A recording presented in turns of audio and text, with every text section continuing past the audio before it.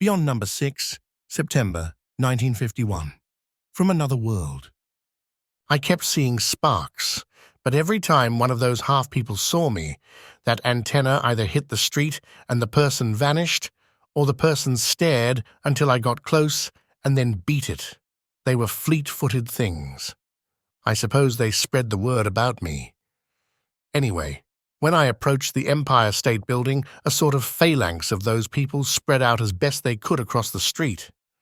Then two big shots, dressed in fancier tunics and fancier antennas that looked like horned crowns, put down a sort of tripod a couple of paces in front of those half-people. I could see then that, although they could touch that mass of still life on the sidewalks, they didn't like to do it, and wouldn't if they could help it. While they could touch, their touch went right through clothes and all. But such metal as man or woman wore, like a watch or a ring, and money too, caused a spark that made those half-people squirm. And if their antennas touched anything metal, it all but knocked those half-people down. I watched curiously as they brought out something that looked like an insulated telescope about 4 feet long and about 3 inches thick, and put it on that tripod. The mogul with the fanciest antenna crown seemed to be talking a lot, although I could hear nothing, and the other mogul drew a bead on me with that telescope gadget. I fell heir to a bad case of fright and ducked behind a car while I wondered what was coming. I peeped out. That instrument got white hot, and it glowed, even in the unholy glare from the Empire State Tower. And every time a smoky fire showed for an instant at the muzzle, the end pointed at me, I'd get a shock. But it felt like a dry 220 volts, not enough to make a muscle twitch. It was pretty definite that we weren't going to be friends, so I took out the automatic and fired. I got down close to the street and shot upward so the bullet would hit the side of a building. I didn't like the idea of hitting one of my own folks, even if they were wax. Nothing happened. We walked on the same world, but we were two kinds of life. While I could feel their weapons shock me, they couldn't feel the bullets from my gun, although I thought I could see the tiny flash of a spark as the bullet went through them. Then I took a good aim and fired at the big shot's crown. Pfft! And no mogul. Of course, it was just a lucky shot because I'm not that good. But you should have seen those half-people scatter. They even left that shocking gun on the tripod. I went up and touched it. The minute my hand came in contact with it, the thing began to melt. Those half-people were all racing to the side of the Empire State. They put their thin fingers against it, sprang on their toes, and lifted their feet off the sidewalk. Then they scooted up the side of the building and out of my line of vision. By looking through thick, dark glass, I could study the tower. I could make out the framework of that finny bullet that had shot out of sight on me. I supposed it was back. That framework was all that was visible. It was metal, of course, somewhere within the range of our earthly vibrations. I suppose those half-people were above or below our vibration range. That was why they were semi-transparent, but now they were seeking to become of Earth and conquer this world. Bottling up the current had enabled them to halt us and to exist on our planet. But they still had a long way to go before they could use anything we had made. But it was my world, and I wanted them out of it. Only how?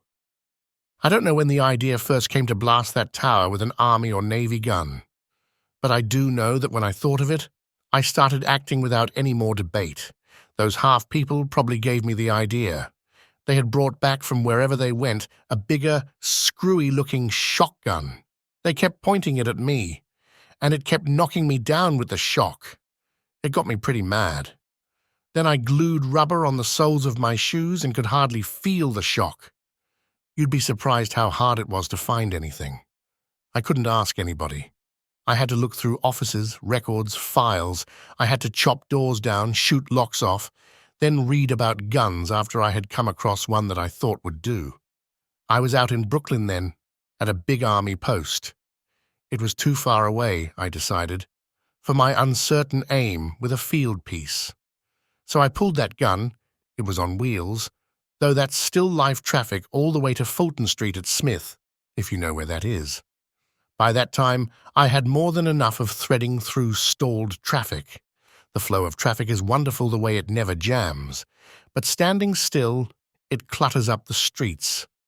So I had to move plenty of things to get that field gun by.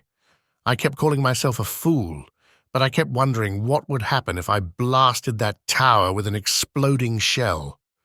If those half people had our current, the negative or the positive ions, captured and bottled up in something up in that tower, and I broke something there with an exploding shell, what would happen?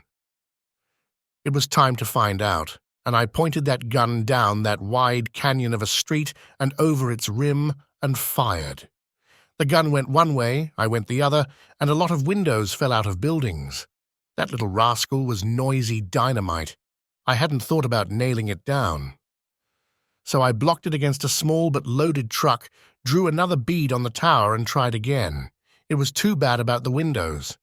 There was an awful mob of people on the sidewalks and a lot of cars on the street. In fact, I had to move a couple of cars to get the bead I wanted, but I couldn't hit that tower. I ran out of shells, and I kept running out of shells until there were 8 empty wheelbarrows and a 9th one with a full load by that gun. I was plenty tired and dirty by then, so I called a halt to my private war. I looked around for a panther's kiss, a bath, and a change of clothes. I didn't let that panther kiss me but twice that time, so it wasn't long before I was back at the gun, bathed, shaved, in brand new clothes, and with my pockets all but lousy with dough. I liked to keep my pockets full of bills so I could pay for everything I picked up. But I realized, of course, that if our world ever got started again, somebody was going to have some tall bookkeeping to do to balance books at those places where I happened to drop in for a visit. I missed that tower a few more times. When I fired the next to the last shell, I wasn't looking for it when it happened. The tower seemed to swell to enormous size. The blinding light got brighter. And joining with the echoing roar of that field gun came the cracking noise that I heard when I got shocked. Then the tower, exploding as it was, showered all the sky that I could see with flaming sheets of fire. I felt the shock, hot, but not too hot. I jerked and twisted, falling back on the sidewalk, banging against a pretty hefty dame who fell back against other people. Ever see a still shot in a movie change to slow motion? That's the way it looked. A foot beginning slowly to move, an arm starting a swing, a woman's mouth, open as usual, beginning to form words again. I watched it, sprawled as I was on the sidewalk. Before I could get on my feet, life was back as if nothing had happened. Then, no more than a second later, a complete case of pandemonium broke out. Those people which the shock had knocked me against bumped into one another. They began to fall like pins at a bowling alley. Cars I had moved out of place began colliding with other cars. More cars plowed into that field gun and those empty wheelbarrows. People began screaming because that gun and those empty wheelbarrows and empty shells were not there when they had stopped moving. And then they were there without the passing of any time. To them, I mean.